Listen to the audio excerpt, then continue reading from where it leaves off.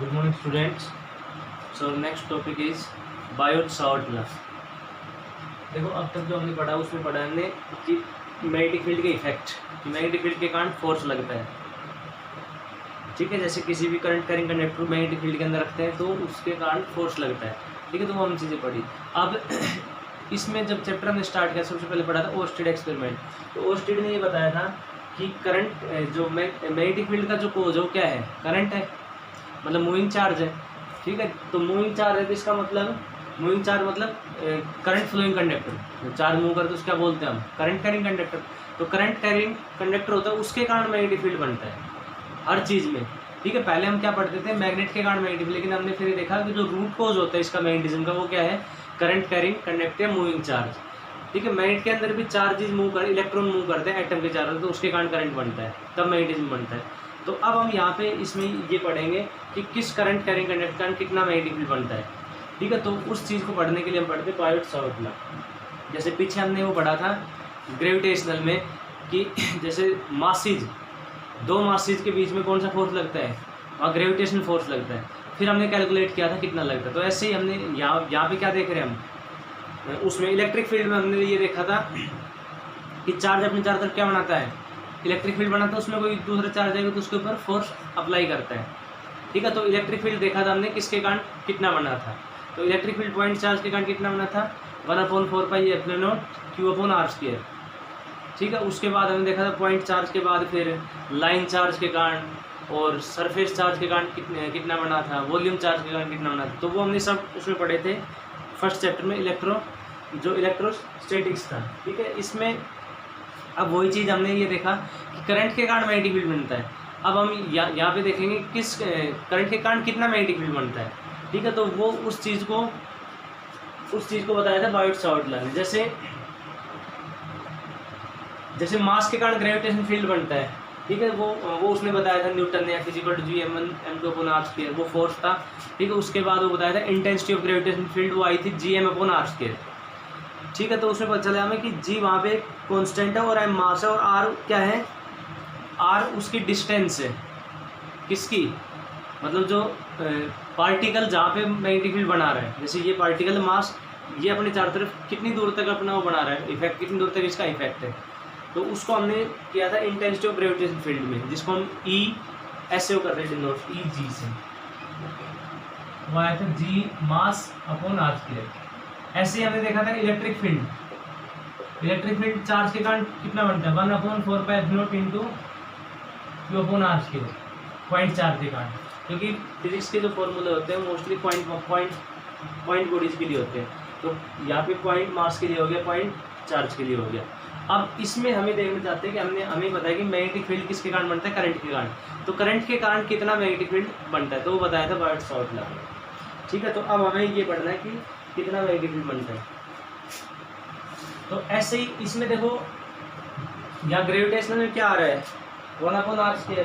ठीक है, और कूलम्स में क्या आ रहा है, जैसे ग्रेविटेशन क्या आ रहा है, m/r²। आगे तो कांस्टेंट है। ठीक है, वो कांस्टेंट, तो जैसे वहाँ ग्रेविटेशन कांस्टेंट हो गया और उसमें कूलम कांस्टेंट हो गया, ऐसे यहाँ एक कांस्टेंट होगा। तो उसमें था m/r²। ठीक है, और दूसरे में क्या था, इलेक्ट्रिक फील्ड वाले में Q/r² था। तो ऐसे इसमें क्या आएगा, इसमें जैसे उसमें मास था सोर्स ग्रेविटेशन फील्ड में। ठीक, इलेक्ट्रिक फील्ड वाले में कौन था, चार्ज था। और अब जैसे इसमें कौन है, मैग्नेटिक फील्ड में इसमें है करंट। ठीक है, तो उसने बायोट-सावर्ट भी उसी से मतलब इंस्पायर हुआ था।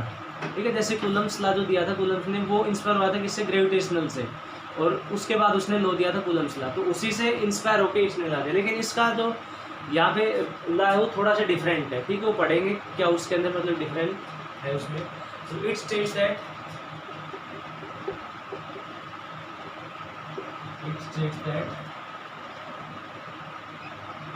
द मैग्नेटिक फील्ड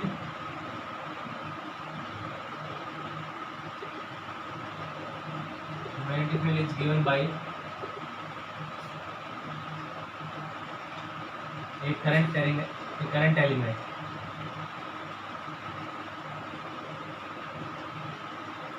is, देखो करंट एलिमेंट क्या होता है, जैसे हमने यहाँ पे एक करंट कैरिंग को ले लिया कंडक्टर, इसमें करंट जा रहा है ऐसे आई ऊपर जा रहा है, और यहाँ पे हम मैग्नेटिक फील्ड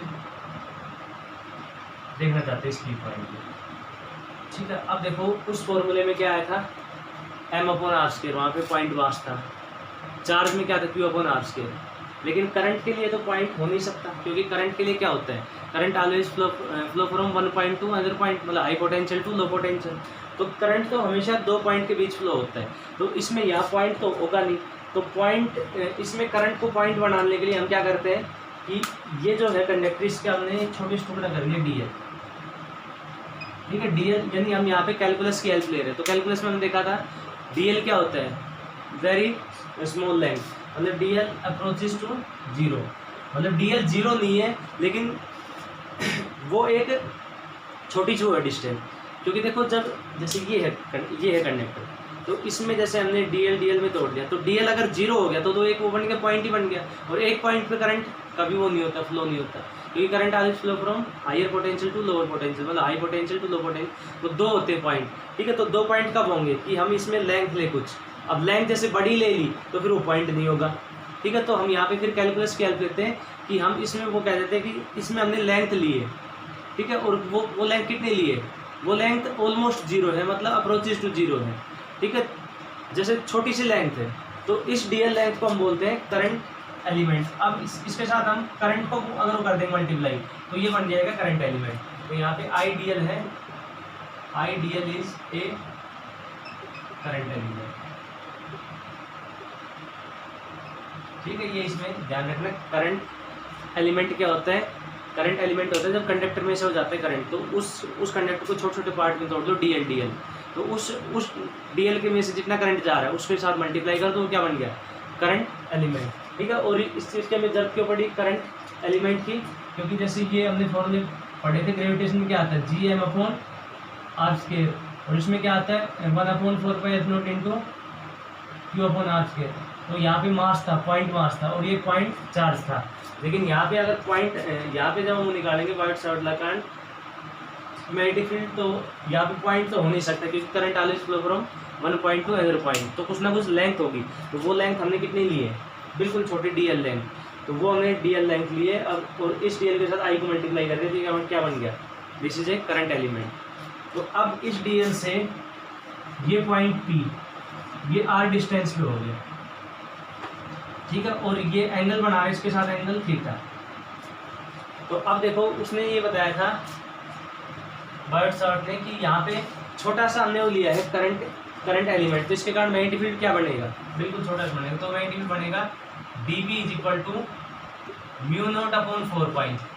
जैसे उनमें पहले कांस्टेंट यूज होता था, तो कांस्टेंट यहाँ पे μ0/4π यूज होगा। ठीक है, इसके बारे में पढ़ेंगे, अभी हम पहले एक बार इसमें लिख लेते हैं फॉर्मूला।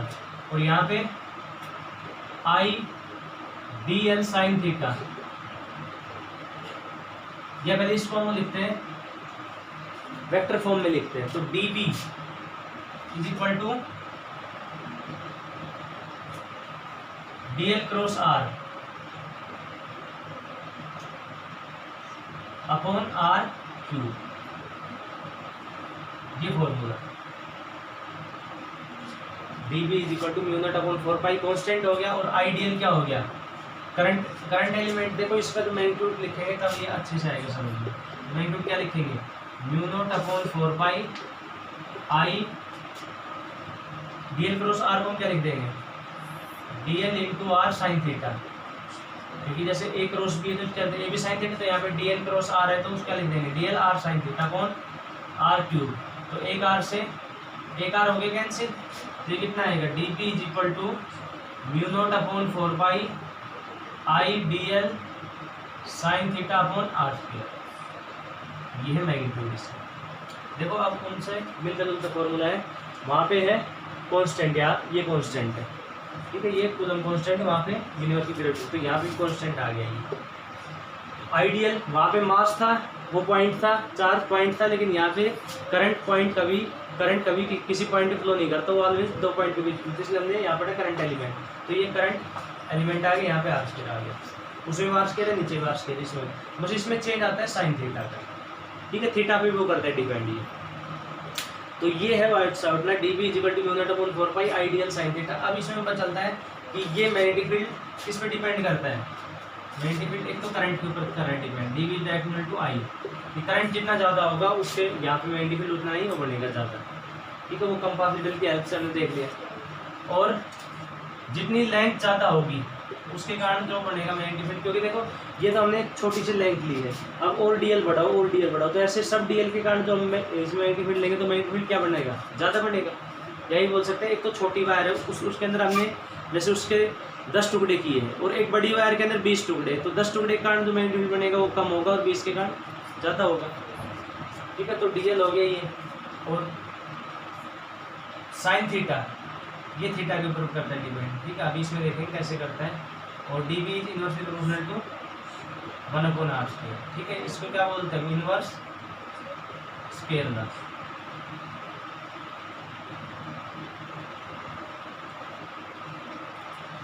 तो ये इनवर्स स्क्वायर लॉ हो गया।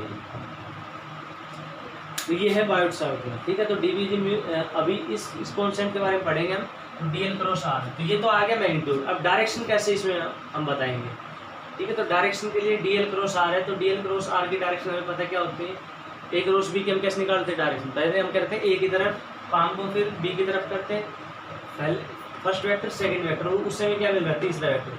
तो पहले तो हम क्या करते हैं, पाम को फर्स्ट वेक्टर की तरफ, फिर जो ये कर्ल है, जो फिंगर है उनको कर्ल कर लेते किस साइड, दूसरे वेक्टर की साइड, ठीक है। तो जिस साइड ये कर्ल फिंगर आएगी वो क्या बताएगा, वेक्टर डी मतलब थंब क्या बताएगा, इसकी डायरेक्शन। देखो इसमें ऐसे डीएल, ठीक है। तो डीएल देखो कौन साइड है, ये रहा डीएल, तो हमने डीएल की तरफ ऐसे कर लिया ये, ठीक है। पाम को ऐसे भी कर सकते हैं, ऐसे भी कर सकते हैं, ऐसे भी कर सकते हैं, ऐसे, ठीक है। डीएल कौन सी साइड है, सपोज ये है वाई एक्सिस ऐसे, ठीक है। तो वाई एक्सिस की तरफ कैसे होगा, ऐसे करते हैं तो एक्स एक्सिस, ऐसे करते हैं तो ये पाम ऐसे ही मूव कर सकती है। तो यहाँ पे हमने ऐसे किया।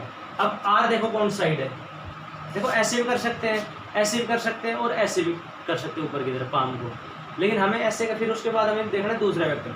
अगर ऐसे कर लेंगे, अगर ऐसे कर लेंगे तो दूसरा वेक्टर कौन साइड है, ये आर है इस साइड, तो हमें इसको क्या करना पड़ेगा, टर्न करना है, ऐसे पॉसिबल नहीं। तो हमें क्या किया, इसको ऐसे घुमा लिया, तो ये डीएल की तरफ किया और फिर ये आर की तरफ कर लिया टर्न को।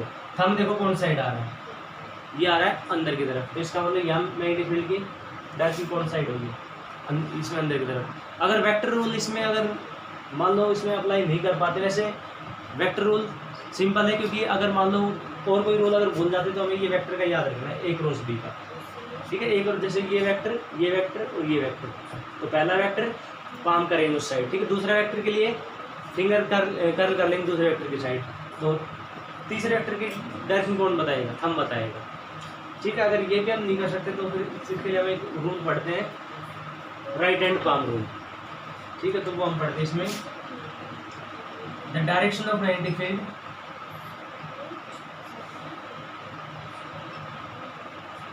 the direction of magnetic field is given by right hand palm rule।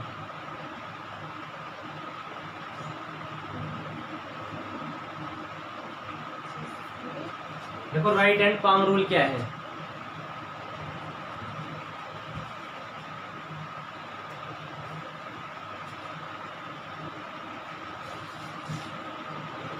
Right hand palm rule है, जैसे हम इसमें राइट हैंड यूज करेंगे तो सबसे पहले क्या करेंगे, इसके अंदर थंब को हम कौन साइड रखेंगे, डीएल की साइड या करंट की साइड, तो थंब को हमने डीएल की साइड रखा, करंट की साइड। उसके बाद जो पाम है उसको हम एक्सटेंड करेंगे आर की तरफ, तो हमने आर की तरफ एक्सटेंड किया। तो अब इस पाम के ऊपर जो जैसे ये परपेंडिकुलर क्या बताएगा, डायरेक्शन ऑफ मैग्नेटिक फील्ड, ठीक है। तो सबसे पहले क्या करेंगे, place the thumb in the direction of current और डीएल, थंब को हम कौन साइड करेंगे, करंट या डीएल की side. Then stretch the palm towards R vector, then perpendicular on the palm gives direction of magnetic field, ठीक है। लिखो इसमें राइट हैंड पाम रूल में, place the thumb of right hand, place the thumb of right hand in the direction of, place the thumb of right hand in the direction of current, in the direction of current, और DL, current और DL. Then stretch the palm, PALM, stretch the palm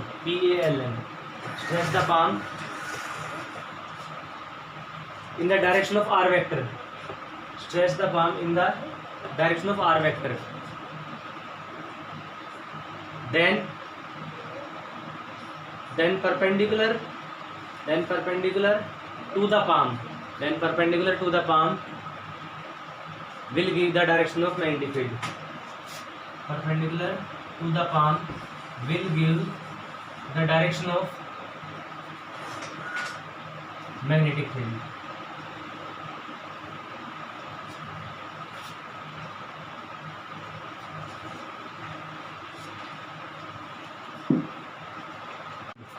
तो ये Biot Savart law है. dB is equal to mu naught upon 4 pi IDL sine theta upon R. फिर ये तो हो गया मैग्नीट्यूड, ठीक है. और डायरेक्शन के लिए क्या हो जाएगा, dB is equal to vector form में लिखेंगे तो mu naught upon 4 pi IDL cross R upon R cube, ठीक है. वेक्टर में थोड़ा सा ध्यान रखना, यहाँ R क्यूब आता है क्योंकि इसको जब ओपन करेंगे DL क्रॉस R को तो एक R कैंसिल हो जाएगा, तब R स्क्वायर आएगा, ठीक है. तो ये भी ध्यान रखना DL क्रॉस R होता है, जैसे पीछे हमने पढ़ा था QVB साइन थीटा, तो उसमें V क्रॉस B होता है क्योंकि V क्रॉस B और B क्रॉस B में डायरेक्शन हो जाती है अपोजिट, ठीक है. और डायरेक्शन के लिए कौन सा rule, right hand palm rule,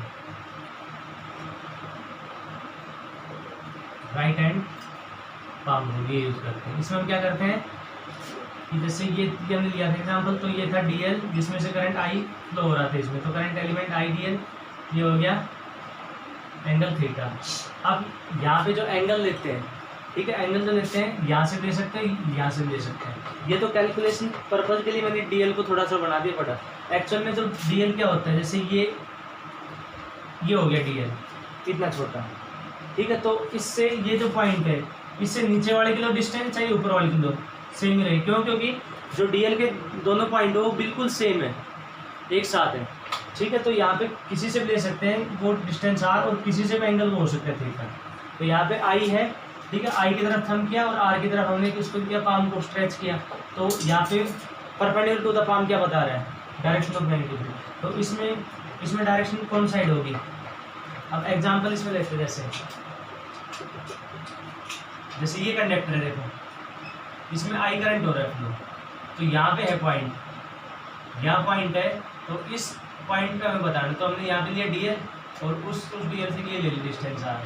तो यहाँ पे करंट जा रहा है ऐसे, तो यहाँ पे करंट ऐसे, और पहले तो हमने थंब को किया, फिर उसके बाद स्ट्रेच किया ये पाम को स्ट्रेच किया किस साइड, R की तरफ. तो R की तरफ स्ट्रेच किया. आप देखो पाम कौन साइड आ रही है, अंदर की तरफ, या परपेंडिकुलर पाम पे किस साइड है, अंदर की तरफ. तो यहाँ पे क्या कहेंगे, मैग्नेटिक फील्ड इनसाइड, ठीक है. इस जगह पे अगर हमने पॉइंट ले लिया तो क्या होगा, ये पॉइंट होगा यहाँ से R डिस्टेंस. तो पहले क्या करेंगे, DL की तरफ. अब R देखो कौन साइड है, इस साइड नहीं है, इस साइड है. तो ऐसे स्ट्रेच करेंगे. अब देखो कौन साइड आ रहा है, मैग्नेटिक फील्ड बाहर की तरफ. तो ऐसे हम यहाँ पे मैग्नेटिक फील्ड की भी डायरेक्शन बता सकते हैं. तो जब इसके हम क्वेश्चन करेंगे तो ये भी हो जाएगी प्रैक्टिस, ठीक है. तो जो हमने यहाँ गिवन एग्जाम्पल लिया था, ये एग्जाम्पल, उसमें ये नोट कर लेना कि मैग्नेटिक फील्ड इनसाइड, ठीक है. यहाँ पे जो DB है, DB जो आया था उसमें लिख लेना यहाँ पे क्रॉस मतलब गोइंग इनसाइड. तो मैग्नेटिक फील्ड की जो डायरेक्शन हो अंदर की तरफ होगी. अब इस फॉर्म में हमने एक कांस्टेंट ये पढ़ा है, ये कांस्टेंट. तो इसको बोलते हैं म्यू नोट को, म्यू नोट ये भी ध्यान रखिएगा आगे, वेयर म्यू नोट इज, जैसे उसमें था एप्सिलॉन नोट, जैसे उस फॉर्मूले था 1/4 पाई एप्सिलॉन नोट, तो वो क्या था, परमिटिविटी. और यहाँ पे क्या म्यू नोट इज परमिएबिलिटी,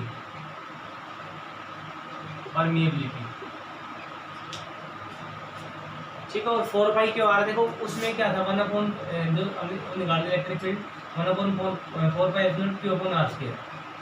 और यहाँ पे जो मैग्नेटिक फील्ड कैलकुलेट करें वो क्या, उसमें म्यू नॉट अपॉन 4 पाई.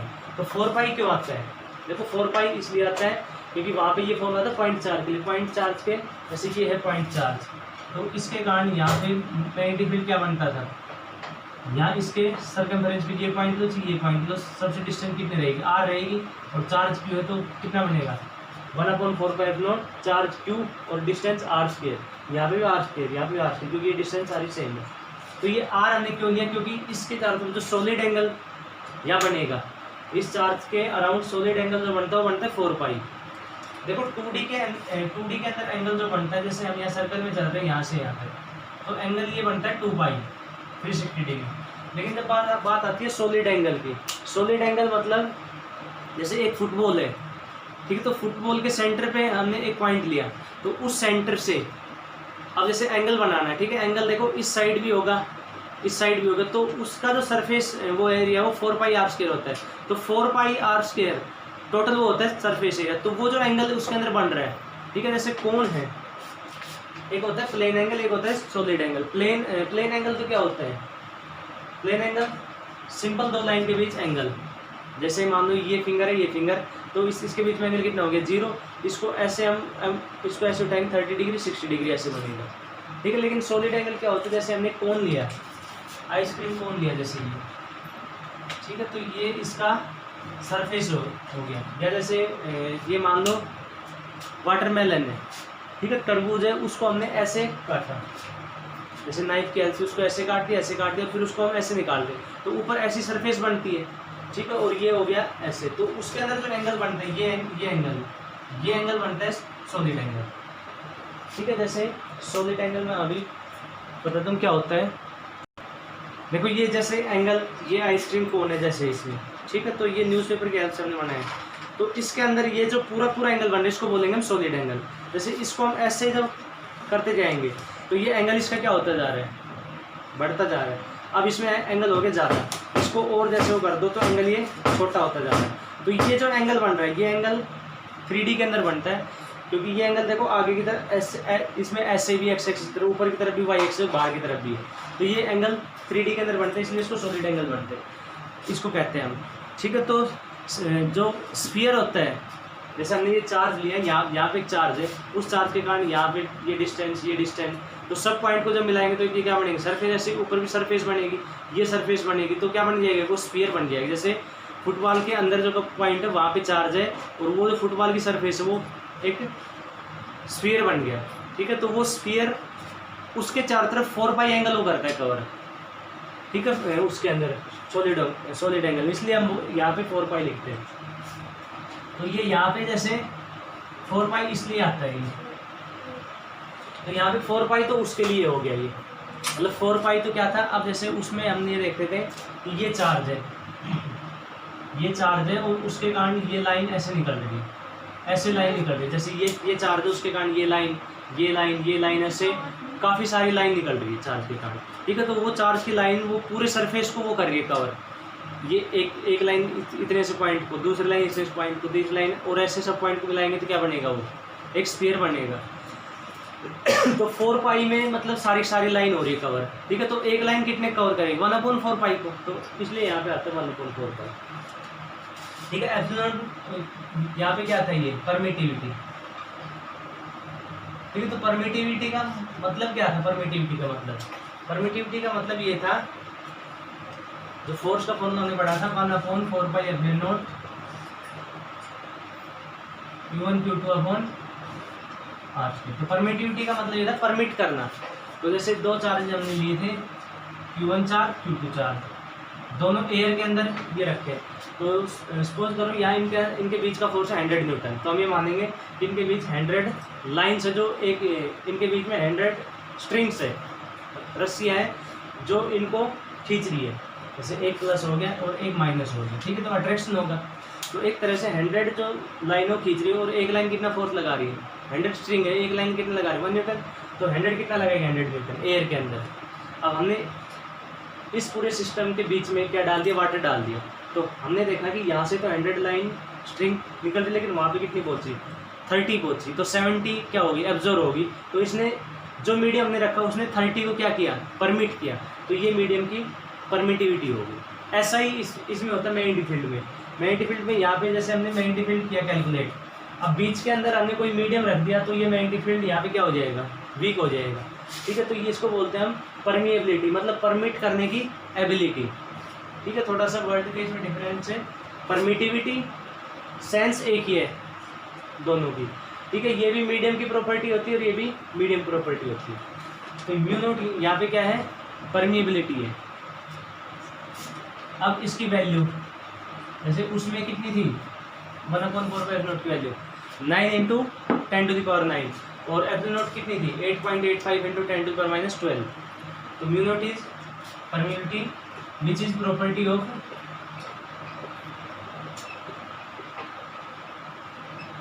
मीडियम।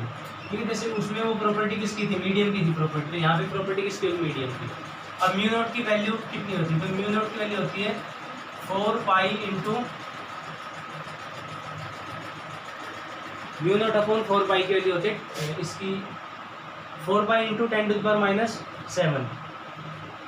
जैसे यहाँ पे आ गया म्यू नोट अपॉन 4 पाई। ठीक है, तो इसकी वैल्यू होगी 4 पाई इंटू 10⁻⁷। अब यूनिट निकालते इसकी,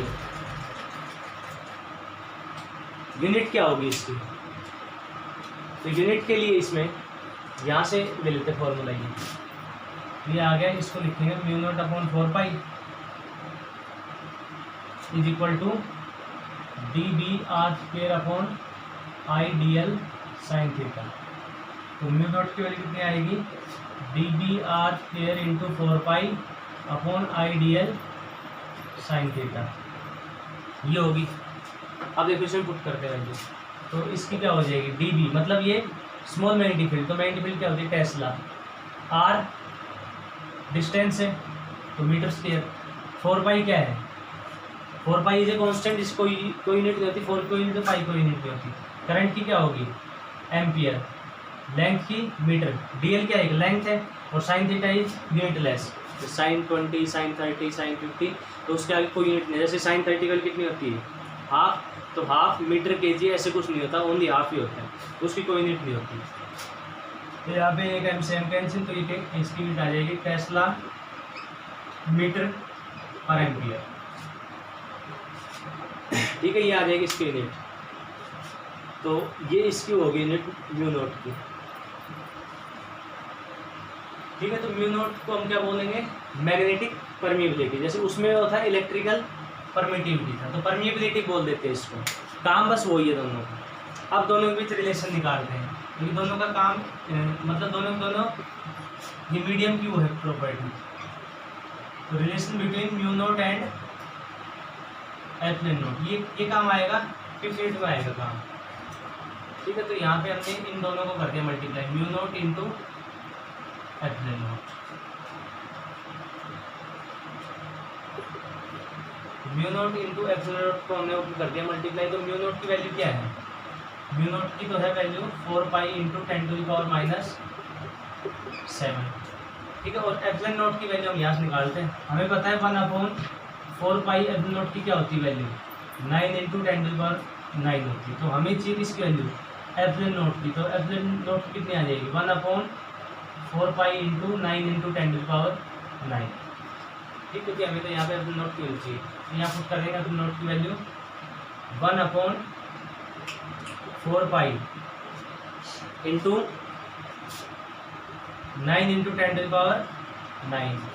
तो 4 पाई से 4 पाई कैंसिल, तो ये आएगा mu naught epsilon naught is equal to 1/9 into 10⁻⁻16 -7 जब आ जाएगा नीचे तो क्या आ जाएगा +7 9 है ही, तो 9 और 7 16, इसको लिख लेंगे mu naught epsilon naught is equal to 1/3 into 10⁸ का स्केयर है। अब 3 इंटू 10⁸ हम जानते क्या है, ये स्पीड ऑफ लाइट है इन वैक्यूम, तो क्या हो जाएगी 1/c²। तो ये फॉर्मूला हमें याद रखना, या इसको ये लिख सकते हैं c is equal to 1/√μ0 into epsilon. तो ये फॉर्मूला आगे आएगा काम 5th यूनिट के अंदर। ठीक है, जब हम इसको पढ़ लेंगे मैग्नेटिक फील्ड को अच्छे से, तो ये हो गया मैग्नेटिक फील्ड मैग्नेटिक परमिएबिलिटी। ठीक है, तो अब हमने बायोट-सावर्ट लॉ के बारे में पढ़ा कि बायोट-सावर्ट लॉ क्या बताता है, ओस्टेड ने बताया था कि करंट के कारण मैग्नेटिक फील्ड बनता है, तो करंट के कारण मैग्नेटिक फील्ड कितना बनता है, तो उसको पहले बताया बायोट-सावर्ट ने, तो उसने बताया मैग्नेटिक फील्ड के कारण करंट कितना बनता है फिर करंट का magnetic field mu naught upon 4 pi I D l cross r upon r cube, या magnitude mu naught upon 4 pi I D l sine theta upon r cube. Ideal यहाँ पे क्या है, करंट एलिमेंट। करंट एलिमेंट हमने क्यों लिया, क्योंकि current जैसे जो फॉर्मूले हैं पीछे वाले जो फॉर्मूले थे इलेक्ट्रिक फील्ड के और ग्रेविटेशनल फील्ड के, उसमें 0.4 पॉइंट वहाँ आता है। तो इसका मतलब यहाँ पे पॉइंट हमें क्या लेना, पॉइंट करंट। अब पॉइंट के बीच में करंट कभी, एक सिंगल पॉइंट पे करंट कभी फ्लो नहीं होता, because current always flow from one point to another point. तो वन पॉइंट से अनदर पॉइंट हम ले लेंगे तो लेंथ बड़ी उसमें हो जाएगी। तो हम इसमें ऐसा करते हैं कि लेंथ बिल्कुल छोटी ले लें, तो हमने लेंथ ली डी एल। तो आई डी एल क्या बोलते हैं हम, करंट एलिमेंट। तो कॉन्स्टेंट और करंट एलिमेंट और sine theta upon are square. तो यहाँ पे थीटा भी डिपेंड करता है, ठीक है। तो उसके बाद फिर यहाँ डायरेक्शन कौन बताता है, डायरेक्शन बताता है राइट हैंड पाम रूल। तो इसमें क्या करते हैं हम, पहले तो थंब को करंट की तरफ करते हैं, फिर स्ट्रेच करते हैं पाम को इस साइड आर की तरफ, ठीक है। अब परपेंडिकुलर आर पे वो क्या बताएगा, मैग्नेटिक फील्ड की डायरेक्शन हमने पढ़ा। फिर उसके बाद हम देखा कि यहाँ पे कॉन्स्टेंट आर, उस कॉन्स्टेंट का नाम क्या है, मैग्नेटिक, उसका नाम हम दिया परमेबिलिटी या मैग्नेटिक परमेबिलिटी, ठीक है। ये भी किसकी प्रॉपर्टी, मीडियम की प्रॉपर्टी, जैसे हमने उसमें पढ़ा था इलेक्ट्रिक फील्ड में 1/4 वहाँ पे एप्सिलॉन क्या था, इलेक्ट्रिकल परमिटिविटी, तो वो भी उसकी प्रॉपर्टी मीडियम। इसकी वैल्यू होती है 4/10⁻⁷, ठीक है। अब दोनों मीडियम की होती है प्रॉपर्टी, दोनों मीडियम की प्रॉपर्टी, इसलिए हमने यहाँ पे इन दोनों को निकाला रिलेशन, ये काम आएगा आगे। अब इस फॉर्मूले के अंदर स्पेशल केसेस क्या क्या है,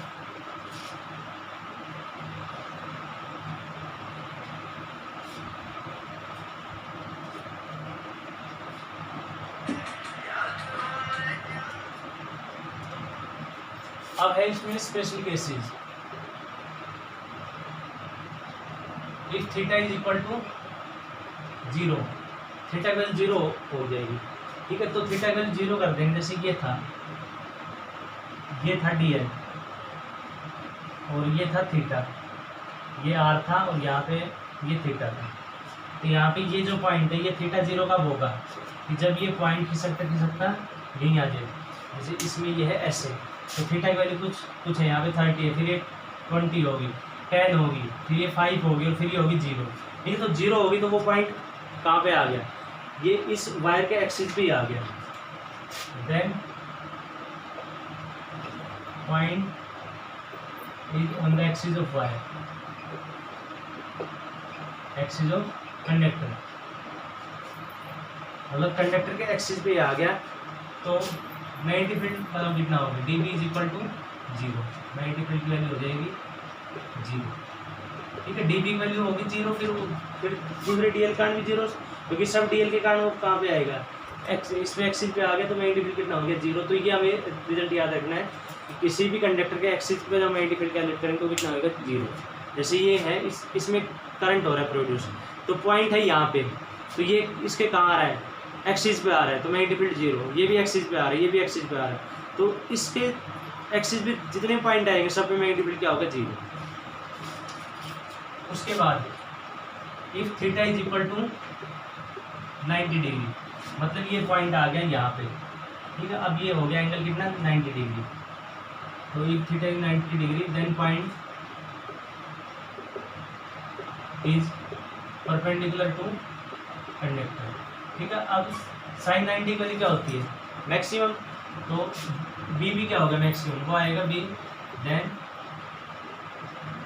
मैक्सिमम भी आ जाएगा, कितना आ जाएगा mu naught upon 4 pi I D L upon are square, क्योंकि साइन थीटा यहाँ 90 हो गया, थीटा के तो साइन 90 होता है मैक्सिमम, तो यहाँ पे मैग्नेटिक फील्ड क्या होगा मैक्सिमम। तो ये कंडक्टर है, यहाँ पॉइंट लिया, तो ये इसके क्या हो गया, ये हो गया 90 डिग्री, तो यहाँ पे मैग्नेटिक फील्ड मान लो बन रहा है 20, ठीक है। यहाँ लिया तो एंगल हो गया कम, मैग्नेटिक फील्ड हो गया 15, यहाँ लिया 10 हो गया, यहाँ लिया 5 हो गया, और यहाँ लिया कितना हो गया 0, क्योंकि यहाँ पे एंगल कितना हो गया 0 डिग्री, ठीक है। तो ये स्पेशल केसेज होगी इसके।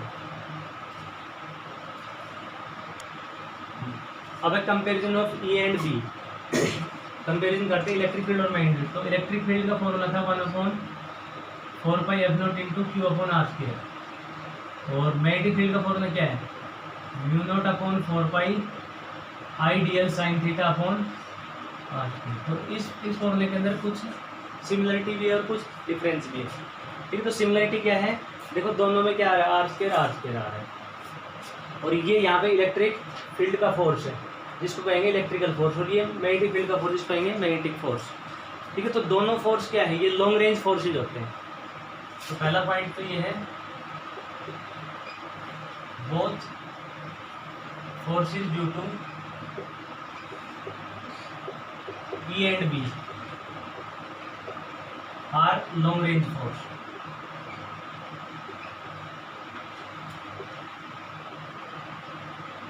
Long range, short range force जो होते हैं न्यूक्लियर फोर्सेज, जो न्यूक्लियस के अंदर अंदर वो फोर्स लगते हैं। तो न्यूक्लियस का साइज तो वैसे ही छोटा होता है 10⁻⁵, तो वो शॉर्ट रेंज होती है, ये लॉन्ग रेंज होती है। सेकेंड, उसमें भी आ रहा है, आप ये आर स्क्वायर आ रहा है नीचे, ये इसमें आर स्क्वायर, इसको बोलते हैं इनवर्स स्क्वायर लॉ। तो both follows inverse square law.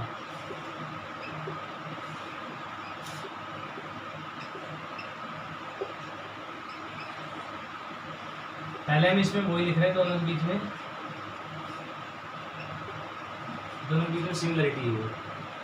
ठीक है, जैसे अब दोनों में जो इसमें कांस्टेंट यूज है एफ नॉट और म्यू नॉट, दोनों क्या है, कांस्टेंट है, और जो मीडियम पे करते हैं depend, mu naught and F not both depends on medium पे डिपेंड करते हैं। ठीक है, फोर्थ, अब इलेक्ट्रिक फील्ड से एक चार्ज के कारण एक पॉइंट चार्ज कारण निकालना, फिर उसके बाद दूसरे चार्ज कारण, तो उसके लिए पढ़ते थे सुपरपोजिशन प्रिंसिपल, इसके क्वेश्चन भी किए थे। जैसे मान लो एक ये स्फीयर है, ये यहाँ पे चार्ज रखा है +Q, यहाँ पे +Q, यहाँ पे +Q, यहाँ पे +Q। अब यहाँ पे इलेक्ट्रिक फील्ड हमें बताना, तो यहाँ इलेक्ट्रिक फील्ड तो इसके कारण होगा अवे, इसके कारण अवे होगा, इसके कारण ये अवे होगा। तो इन तीनों को हम कैसे जोड़ते थे, सुपरपोजिशन प्रिंसिपल, वेक्टर सम से। तो ऐसे हम वो निकालेंगे मैग्नेटिक फील्ड में। तो बोथ फॉलोज सुपरपोजिशन प्रिंसिपल।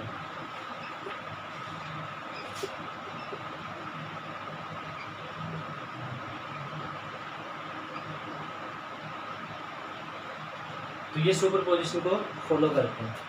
तो ये इसके बीच में सिमिलरिटीज होगी। ठीक है, उसके बाद आगे इसमें अब जैसे डिफरेंस होगी, तो डिफरेंस देखो इसमें क्या है, या इलेक्ट्रिक फील्ड का सोर्स हो चार्ज है, और यहाँ पे मैग्नेटिक फील्ड का सोर्स क्या है, आइडियल। आई तो इसमें स्केलर, लेकिन डीएल क्या है, वेक्टर क्वांटिटी। डीएल एक वेक्टर क्वांटिटी, क्योंकि हमने लिखा था ये डीएल क्रॉस आर, तो डीएल क्या है, इसमें वेक्टर क्वांटिटी। तो इसका मतलब ये हो गया सोर्स ऑफ इलेक्ट्रिक फील्ड तो क्या है, source of E is scalar, while source of B, negative field का सोर्स क्या है, करंट एलिमेंट, और उसमें क्या है डीएल, तो वो क्या है vector quantity. Source of B is a vector.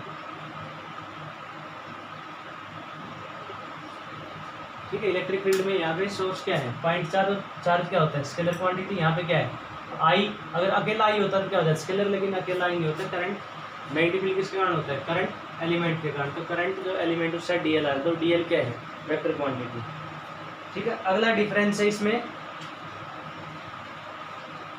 यहाँ पे जैसे या इलेक्ट्रिक फील्ड के फॉर्मूले के अंदर कोई एंगल इसमें नहीं आ रहा, वो एंगल के ऊपर नहीं करता डिपेंड, और ये इसमें एंगल पे करता है। जैसे हमने पढ़ा था, जब परपेंडिकुलर है तो क्या होता है मैग्नेटिक फील्ड मैक्सिमम, और जब एक्सिस पे आ जाता है तब 0 हो जाता है।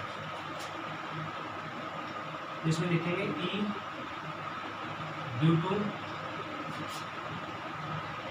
Charge, electric field due to charge, ये पॉइंट चार्ज का problem, electric field due to point charge do not have angle dependency, और उसमें while B due to current element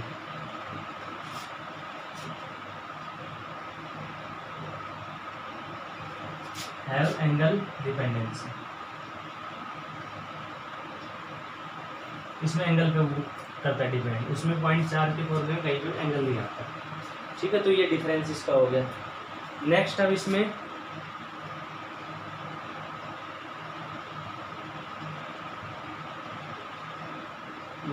last, जैसे इसमें हो गया कि इलेक्ट्रिक फील्ड की जब डायरेक्शन हम वो करते थे कैलकुलेट, इलेक्ट्रिक फील्ड की जो वो कैलकुलेट करते थे डायरेक्शन, तो इलेक्ट्रिक फील्ड की क्या होती है डायरेक्शन। इलेक्ट्रिक फील्ड अगर पॉजिटिव चार्ज के कारण है तो क्या होता था, जैसे कि है positive charge plus Q charge, और यहाँ पे है पॉइंट P, यहाँ इलेक्ट्रिक फील्ड की हमें निकालनी वैल्यू, तो इलेक्ट्रिक फील्ड अवे होता था, ठीक है। पॉजिटिव चार्ज क्या होता है, अवे। और अगर यहाँ पे चार्ज अगर नेगेटिव है, ये है पॉइंट P, तो इसके कारण मैग्नेटिक फील्ड इलेक्ट्रिक फील्ड क्या होता है, टुवार्ड्स। तो इलेक्ट्रिक फील्ड क्या होता है, या तो अवे या टुवार्ड्स, मतलब ये electric field along the line joining the point और चार्ज, मतलब अलोंग द ये लाइन है, ठीक है। और इसमें क्या है, इसमें ये हो गया करंट एलिमेंट यानी DL, तो ये हो गया R, ठीक है। और वेक्टर जो इसमें मिलेगा DB वो कौन साइड होगा, अंदर। अगर करंट ऊपर जा रहा है, अगर करंट नीचे आ रहा है तब क्या हो जाएगा, ये करंट आ रहा है नीचे, तो अब इसके अंदर होगा DB बाहर की तरफ। कैसे, क्योंकि अब DL को हमने किस साइड किया, नीचे, और फिर पाम को स्ट्रेच किया R की तरफ, तो R है उस साइड, जैसे स्ट्रेच किया तो पाम किस साइड है, बाहर की तरफ, तो मैग्नेटिक फील्ड बाहर की तरफ हो जाएगा। तो इसमें क्या आ रहा है कि मैग्नेटिक फील्ड या तो अंदर की तरफ है या बाहर की तरफ है, ठीक है। तो इसमें क्या होगा, 7th पॉइंट लिखो इसमें, electric field is always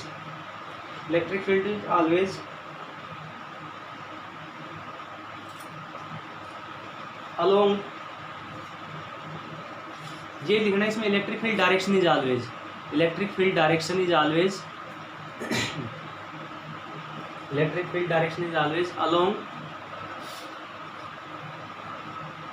along the line joining,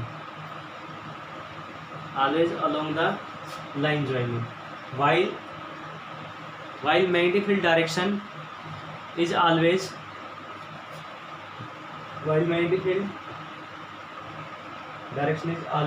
perpendicular to the plane